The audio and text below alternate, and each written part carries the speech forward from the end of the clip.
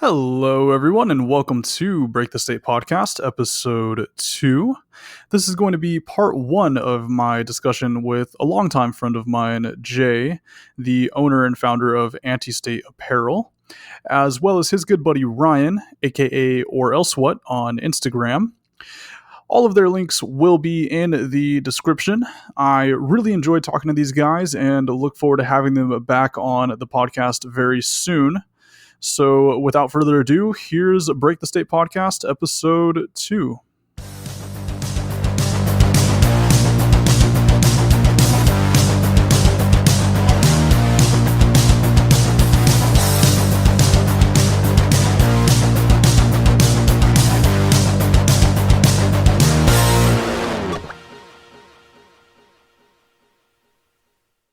All right, this is Break the State Podcast, episode 2. I am joined today with Anti-State from Instagram. He is the mematic engineer formerly known as Babylon Step Back. That is Jay, the owner of the owner and founder of Anti-State Apparel. You can find him at antistate.net. That's ANTISTATE.net. And also from Instagram, we are joined by at underscore or underscore else underscore what, best known for being an insufferable smartass in the comments. His words, not mine. And of course, as always, you are joined by myself, Dunk Limpman. So, what's up, guys? How's it going? Yo, what's going on, Dunk? Not too much. Having a nice little relaxing evening. So, if you guys can quickly introduce yourselves so everybody knows whose voice is whose. I'm Jay from Anti-State, and you're going to probably be hearing my voice a little bit. I have no doubt they'll be hearing your voice, Jay. And I am Ryan. I'm the guy who runs Or Else What. And as you just said, Dunk is generally an insufferable smartass in the comments. Yeah, and I have a good time with it. Excellent, excellent. So I wanted to start today just getting like a brief intro from you guys, kind of see what brought you to the liberty movement, quote unquote. Whether you call yourself anarchist, voluntarist, whatever the case may be, just kind of get a breakdown of that from you guys. Maybe Jay, I know you served in the army, is it? Yeah. Yeah, so I imagine that probably had some, kind of effect on your awakening or what have you. So can you tell us, what brought you to this point?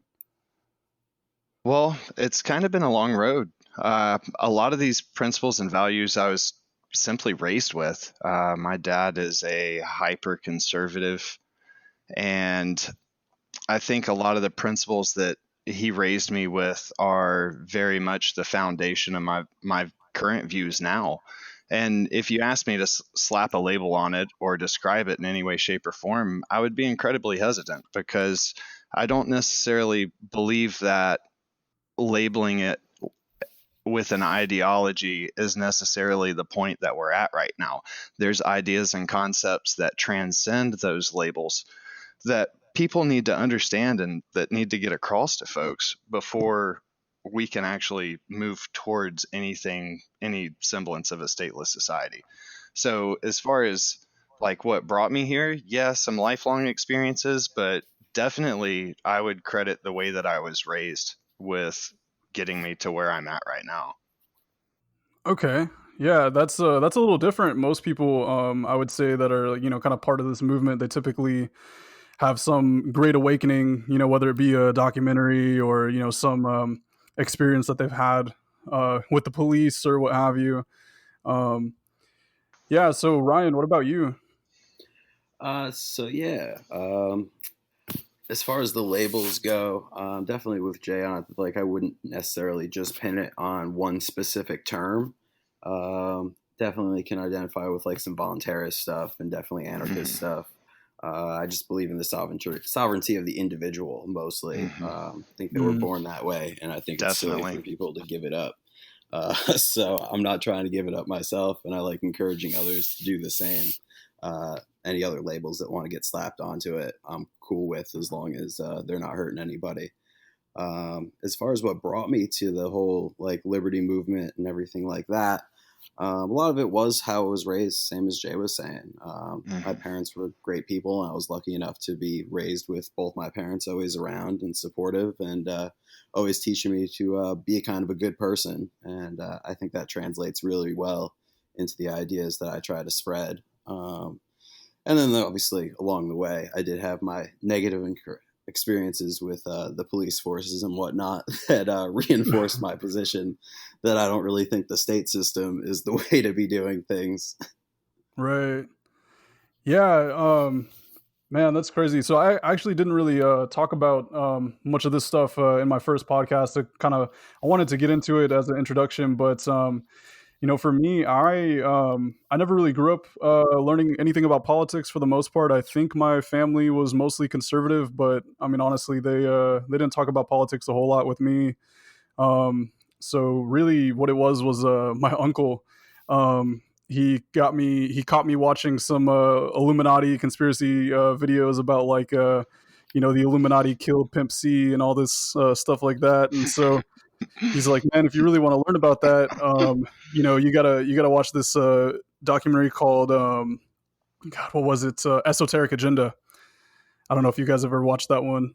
Yeah, no, I definitely remember that. I don't Yeah, think I've yeah. ever So caught that one. The Esoteric Agenda. I think I came across that off of 21st Century Wire back when it came out, and it was definitely an attention grabber for sure. But Ryan, it's definitely not anything you don't already know about, bro. yeah, definitely.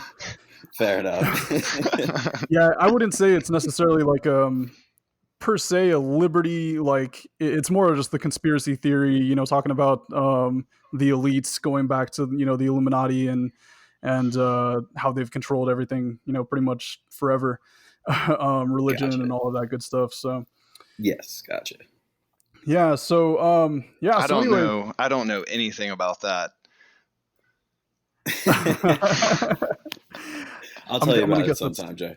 Oh no, there's like 11,000 posts on Babylon Step Back somewhere that are archived. I was digging through those the other day, and I was just kind of like, wow, some of these topics are things that I need to delve back into. yeah, definitely. I think I've gotten more caught up in just the day to day kind of aspect of whatever you want to call it, libertarian and anarchism or what have you.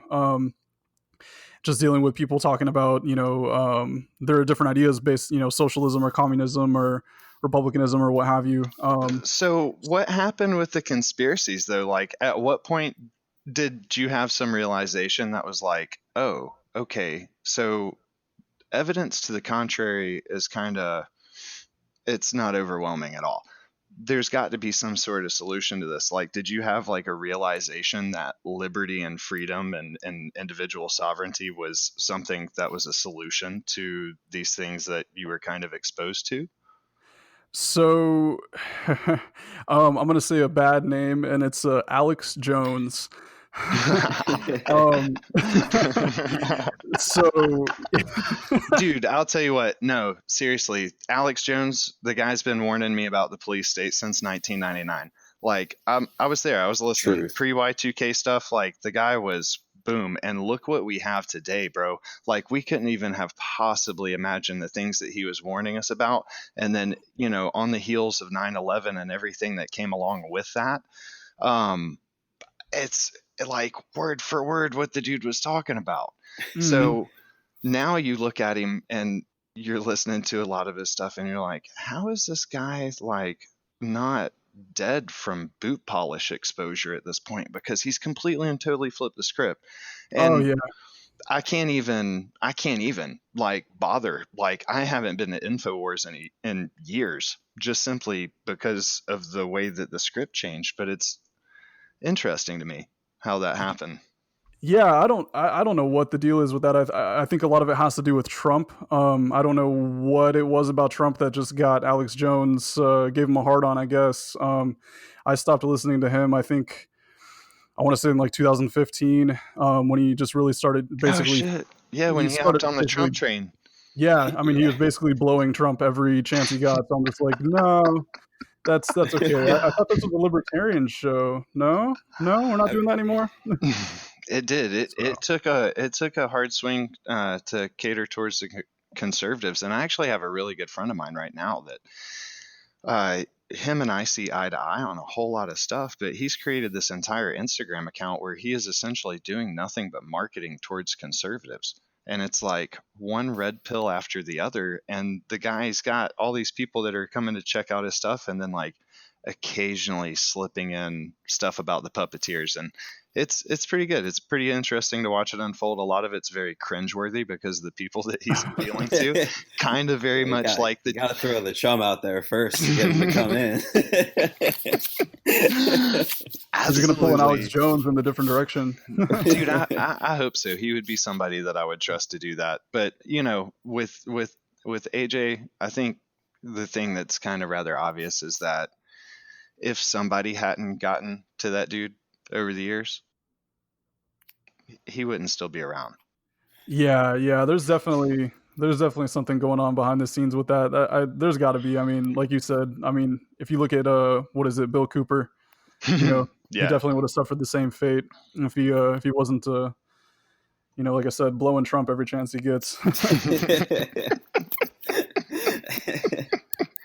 So yeah, but basically, I just listened to a lot of Alex Jones, and I think it was actually Adam Kokesh. He had Adam Kokesh on one of his episodes, Yeah. and I was like, I like this Yeah. cat. He's I like the things that he's talking about, and so I clicked over to Adam versus the Man and started listening to him, and it took me a while to really get from this kind of right leaning libertarian kind of view, kind of conservative to from Alex Jones, and then just a lot of people on Instagram in combination with Adam versus the Man, and that's really what brought me to anarchism or anarcho-capitalism or whichever term you want to throw at it. Like you said, it's not really about the terms, but just that kind of a belief in self-ownership and all of that. So yeah, I think Adam Kokesh and Alex Jones, for being the biggest influences on where I'm at today. And then from there, it's just a lot of different people that I spoke with on Instagram. Back in the day when I had my first Instagram page at Kill Your TV, Oh yeah. and yeah, That's right. so that's where I met you, Jay, Yeah. and been on it ever since. What's it But been like then about 6 years now? yeah, at least. It's a good Well, run. yeah, that had to have been like, oh, he bailed on us. He bailed on us like leading up to 2016 election. Like Yeah. I'm not gonna push you too hard on that or anything because we've kept it going and it's certainly grown. Like what, and that would be one thing that I would be very curious to ask you is, you took a step back from Politogram, you know what I Yeah. mean?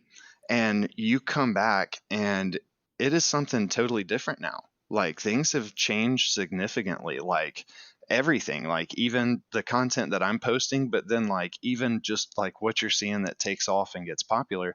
What are your thoughts about how it was when you left Mm. and what you're coming back to?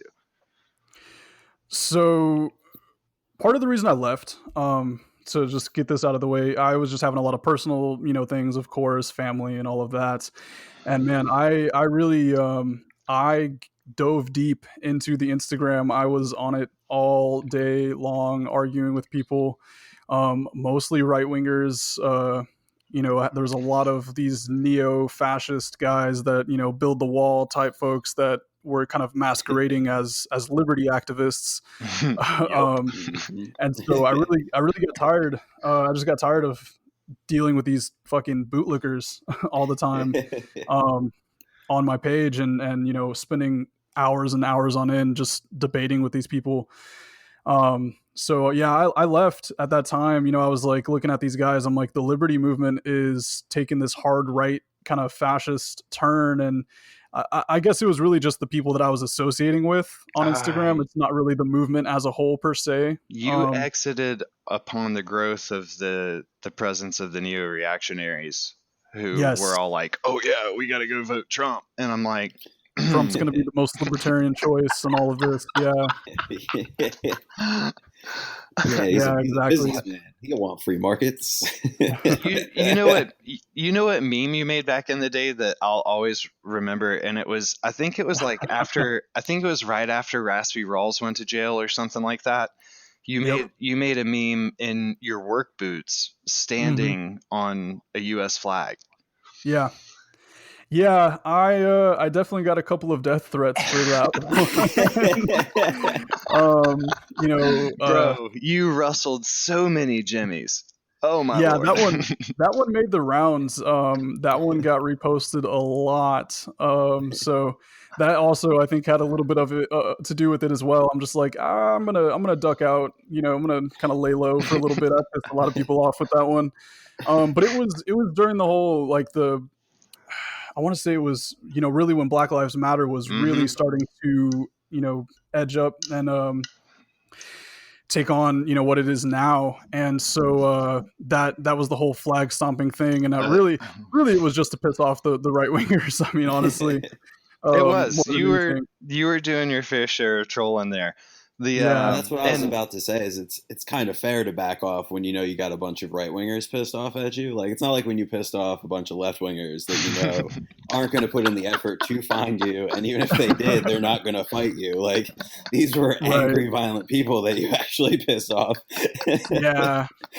Yeah. For it is. sure. I mean, it's the difference between stepping on an anthill and kicking a hornet's nest. Yeah. Yeah. Definitely.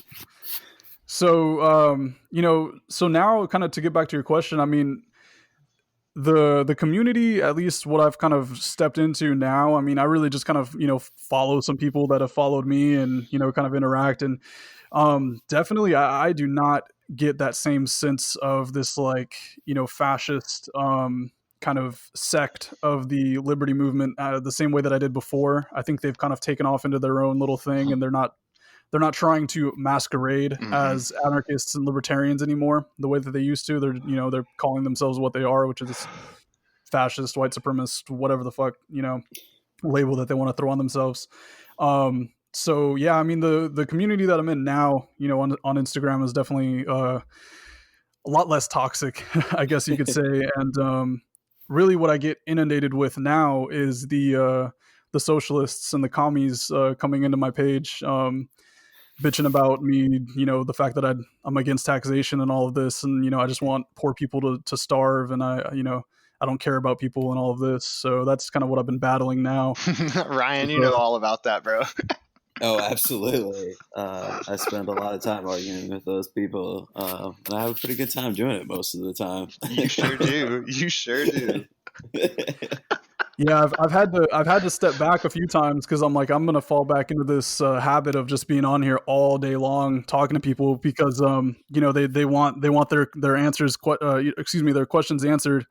And so I've had a couple of different people that'll comment back 3 days later like, oh, you haven't responded to my comment. I'm like, bro, like I got other shit to do. I can't just respond to every single comment that you put on my page. Got a family. But You should ask them if their taxes can be used to pay your bills so that you can just sit there to answer Instagram comments all day. Joke's on you, fucker. They're not paying taxes. Yeah, I was right. about to add that myself. Yeah, so getting into that, work or starve, that has been a huge thing. Ryan, I know you have been battling it out with me in the comments with some of these people. What Yeah. is what's your response when somebody says when we talk about taxation, and taxation is theft, and we should be able to have the free markets provide all of these services, competition and all of this, and somebody says, so you basically just want people to starve? It's either work or starve. And so what's your response to those people? Well, as far as the worker starve part goes, I'd like to stress the fact that that's not a capitalist invention. That's kind of how reality works. I can't Mhm. imagine any species on the planet having that mentality. Like, can you imagine a squirrel being like, if I don't collect acorns, I starve through the winter and I die? Like, this is so unfair. Other squirrels should gather nuts for me. Like, no squirrel thinks that way. Like, that's insane. And you can apply it to any other creature that walks on this planet or even grows on this planet. Like they Exactly. understand that unless you do what you need to do for yourself to survive, like you die. So I always think it's comical when they bring up but capitalism forces me to work or starve. And I said, no, it doesn't. That's reality that's making you do that. And no economic system is going to free you from that. That meme that I put out this morning, I actually kind of poked some fun at that. That's always Karl Marx's famous line is, the workers of the world need to unite. He says the Oh yeah. workers, like he doesn't say the people who sit on their ass and scream the word privileged. Like they don't need to unite. He said the workers. So like even he understood that you need to work or you're going to starve. So like it's always funny to me, but they'll continue to scream it, I'm sure, for a good while now. And I'll continue to straighten them out every chance that I get. Yeah, definitely.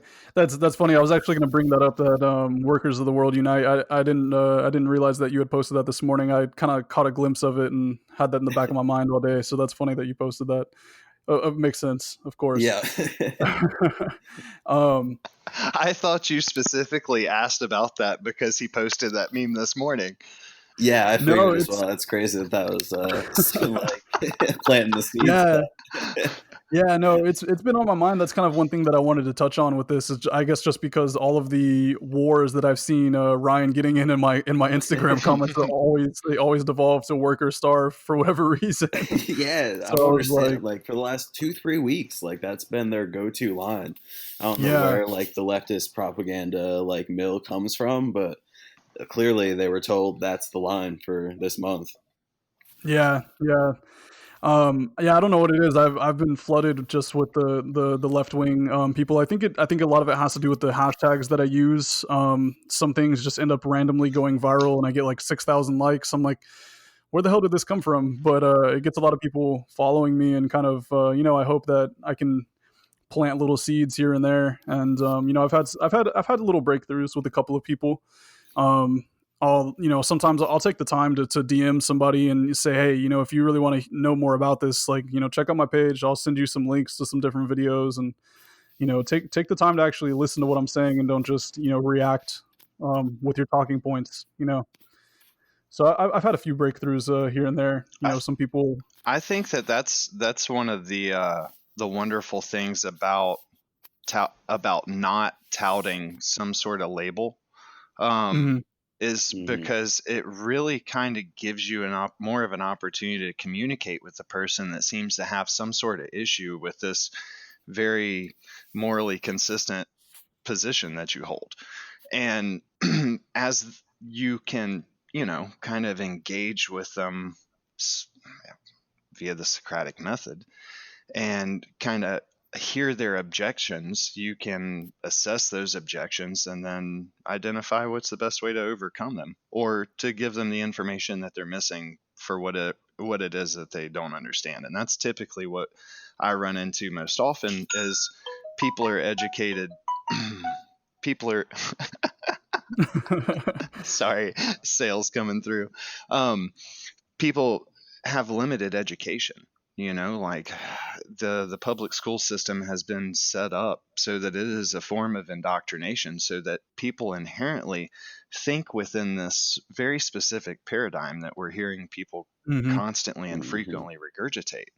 And it's in the system's best interest that people hold this perception because, I mean, quite frankly, like, my belief is that this is headed towards the rise of a technocracy.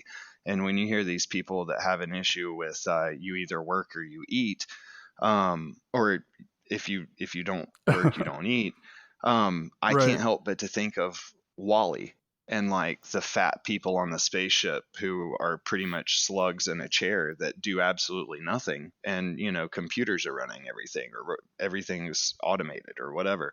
And I almost kind of feel like everything on in a big kind of way is being engineered to head into that direction, because essentially what these people are wanting is only going to be achievable one other way than it is now. And I think that this is all kind of gearing up to that. So I kind of keep that in mind when I'm talking to people about it, that Mhm. they are the victims of this mass indoctrination campaign Oh to yeah. be raised to believe that they are dependent upon the government. And you'll see it, people on the left or people on the right. It doesn't matter. You can go talk to your boomer dad what he thinks about Medicaid or Medicare and Social Security, and he'll tell you all about how it's a great idea. But then you talk about uh, taking a private institution and making it a public works or whatever, they're going to have an issue with that. And you're like, hey, where's the divide? And it's just what Yeah, people are willing to accept. yeah, it's funny, like you said, whether you're talking to somebody from the left or from the right, they both have their favorite socialist programs that they just can't fathom, could be provided by a market. And so that's one of the things that I really try to nail into people is like, look, if Verizon, kept cutting out your service every time you try to make a phone call, you're not going to hire them. You're gonna cut your ties with them. You're gonna go to Sprint or AT&T or one of these other companies. It's the same thing with government. If the government's not providing you, with the service that you want, then you should be able to withdraw your funds and go, put your money to somewhere else. But they don't have that option. It's a monopoly, and that's one of the things that I really try to nail hard with the people on the left is they're so nail hard, right? um, Nice, the bro. people on the Very left, nice. they hate the word monopoly, and I'm like, so you do understand that the government is a monopoly? Bro. They have a monopoly on policing, they have a monopoly on schools, they have a monopoly on roads. Mm-hmm. you know I had this conversation with the guy the other day, and I say, so, if without the government monopoly, these different companies can compete with each other and provide better service, and one's going to go to a lower cost to try to compete, and then so that ultimately is a win-win for the people. And he's like, oh, so you just want these companies to make monopolies? And I'm like, Dude, you're like, running yourself in circles. That's the let me. opposite of what I want. So, I always when I get into it like with somebody who's like not seeing it, it's great to bring up with them, ask them how happy they are with their cable and internet provider, like, and the cost associated with it, like the Mhm. service they provided and how much they're paying for it. Because in most of the country, like, it's a monopoly service, and pretty much everybody is dissatisfied with their internet speed, with their cable service cost. You know what I mean? So like, and that is a monopoly that's protected by the government. So like, how they Right. can't see that they have a service that has been pseudo government taken over and it's gotten worse and worse. Why do they think that something that's entirely run from the get-go would be better than that? Would be more efficient than the free market provides in so many other aspects of their life. the common denominator in both scenarios and in any other scenario is, and it's something that we all run into quite frequently, is there is a complete and total absence of honest education on economics Mhm. Mm-hmm. all across the country. Like, these people are just not getting it because they were never taught this information. And I've Mm-hmm. found consistently that getting people to seek more information from sources that disseminate things from Austrian economists, like Mises, for example. I'm constantly encouraging them to seek information out for, understanding and kind of keeping that into scope. So, like what you guys are saying, it's an economics lesson every single time that you engage with somebody with that mindset. And Yeah. they just, there's some very pertinent information that they're missing in most of Mm-hmm. those instances. Yeah, definitely. I like I said, I get into it with people on the left and the right, and it's almost always the same thing. It's the just the statism that grows within them, and I think a lot of it, like you said, has to do with the education or the lack thereof. From the public school, and I mean, obviously, I'm guilty of it as well. I grew up in public school, so I'm a little bit retarded myself. Um, yeah, I'm terrible at math, so that's always my excuse. I'm like, look, man, I went to public school, all right. My mom's a So public school teacher in math. I apologize. I take back everything that I said about public school. I mean, some people just can't be helped. I understand. I was publicly educated as well. And, so I get to, I see both sides of it. Now, we're homeschooling our children, and that has been incredibly rewarding. Mm. Considering looking at my public school experience in retrospect, but it's been really great knowing Ryan and getting to talk to him about his mom and her views and stuff like that, and then kind of get to see how things have changed over time. And it really did used to be different, when Oh I was yeah. younger. So like things have just, things have changed so much. The entire, I mean, you think about it, like 1989 versus 2019. Yeah, Hmm. I wasn't born then, but I believe it. See, Yeah, everything's changed for you. yeah, definitely. Oh my God, you weren't born in 1999? No, no. God, I'm trying to without giving away too much information. Early '90s, basically, early '90s. So Wow. yeah, Wow.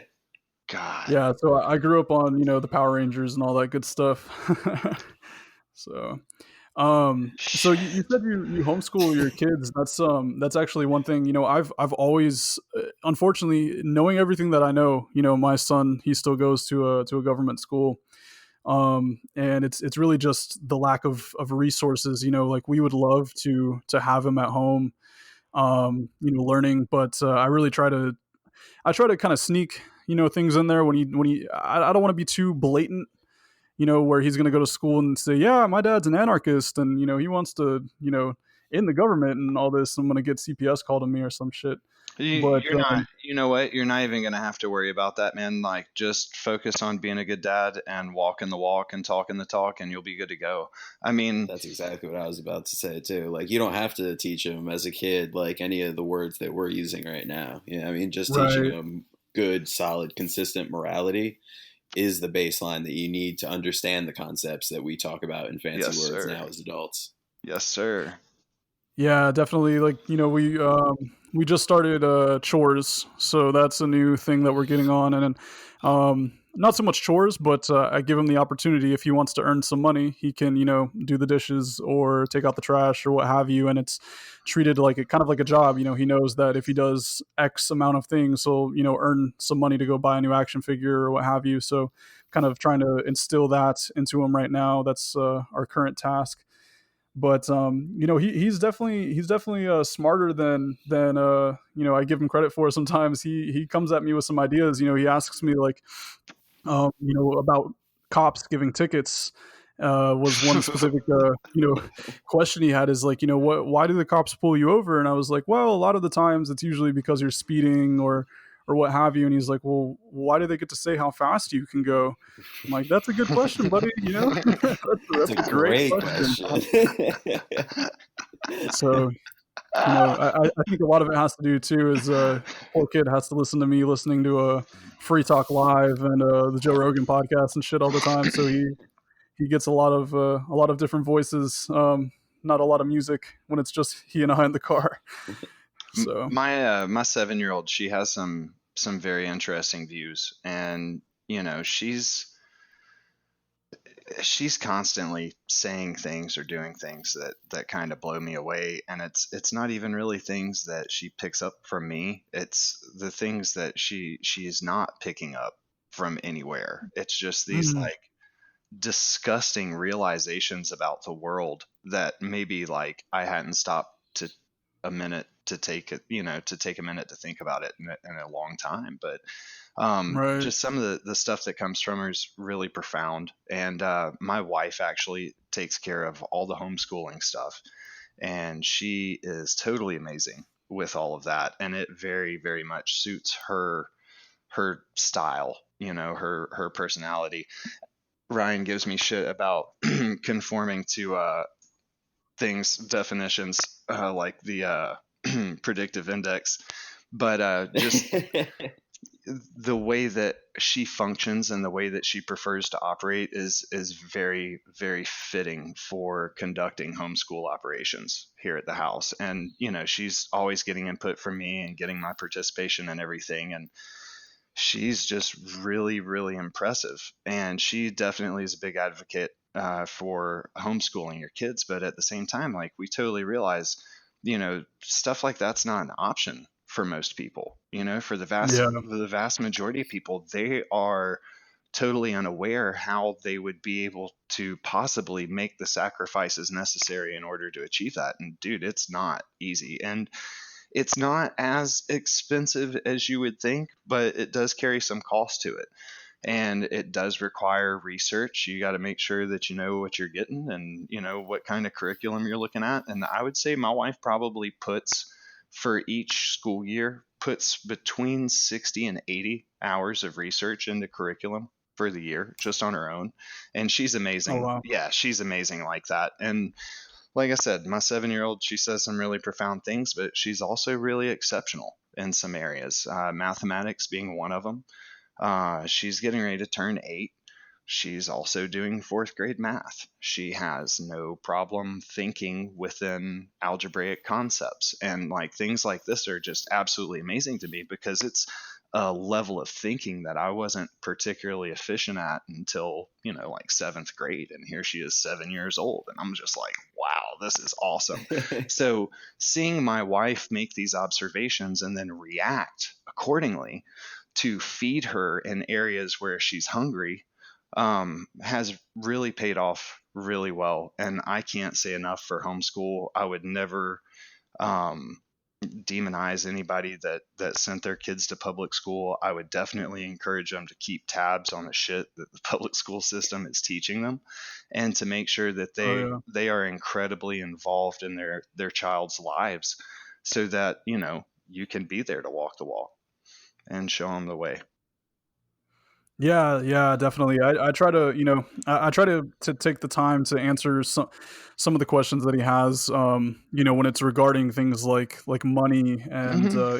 he has this obsession with, Dad, wouldn't it be so cool if we had all of the money in the world, or if you could never run out of money? And I'm like, yeah, that would be cool, but that's not how the economy works, bud. And here's why. So, I had That to is explain to him. precisely how the economy works, actually, son. And And Okay, that's a that's the fair point. That's a fair problem. no, point. no, but that is perfect because the economy in itself functions, at the level that a child thinks that it should function. Like, we just print as Right. much money as we need. And Yeah. I've in our household we've been presented with that concept recently, just as far as like talking about scarcity and the value of things. And Hmm. my 7-year-old, she's got a pretty decent grasp on the fact that money is essentially worthless. She knows that the paper money that you have, like, it can get you things, and that she sees it as like a tool. But she also realizes, like, that most money is on a computer somewhere, that it doesn't even exist. And Right. that just kind of like blows her mind. She's like, well, then how do people have this money if there's not actually any money? And I'm like, yes, yes, absolutely. So, You're on something there, kid. Keep thinking. keep digging. But, stuff like that, it's always really impressive, and it's always really fun. But I think that, just so long as you're really involved in your child's life, not overly involved, but really involved in your child's life, you can definitely help guide them through that. And Ryan and I are perfect examples of publicly educated adults who didn't come out thinking that government is the answer to every single problem. Not Yeah, at yeah, all. definitely.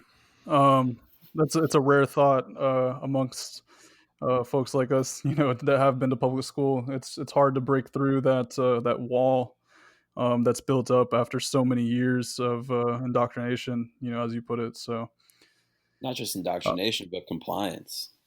Mm. Like I yeah, remember, like in high school, remembering like looking at the rules that were for my high school's like rules, and I was like, but a lot of these go against what the Constitution says, Hmm. and being told, well, that's because you're not like really a person yet. You're just like a kid, so it's different. So like you have to do right. this, and we were all like, I guess that makes sense because we were kids. Yeah, the truth of the matter is your property, and you're registered Yeah. property with a social security number, and we will catalog and log you here while you're here and keep tabs on you. Yeah, absolutely, dude.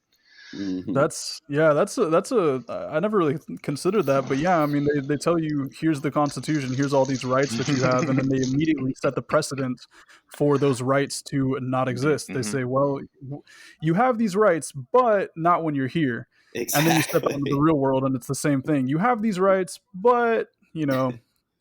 yeah. So that's I never thought about that. Hey, y'all, thank you so much for tuning in to Break the State Podcast, episode 2. Be sure to check out episode 3 for the second half of my conversation with Jay and Ryan, where we discuss COVID, masks, and the ongoing protests over police brutality. And if you're looking for Liberty-themed clothing, stickers, patches, and more, I highly recommend heading over to Jay's website, antistate.net. That's ANTISTATE.net. And don't forget to follow Jay and Ryan over on Instagram at antistate and at _or_else_what, respectively. And if you're not already doing so, be sure to give me a follow at Break the State Podcast for all of your Liberty meme needs, as well as news and updates regarding the podcast. You can also find me on YouTube, where new episodes of the podcast will be posted a few days after their original release dates. And finally, if you want to support this podcast, you can do so by going to anchor.fm/break the state and clicking on the support button. That's anchor.fm/break the state. There you can also find links to all of the sites where you can currently stream this podcast. So that's it for this episode of Break the State Podcast. Thank you again for tuning in, and remember, work or starve is not a capitalist invention. Peace.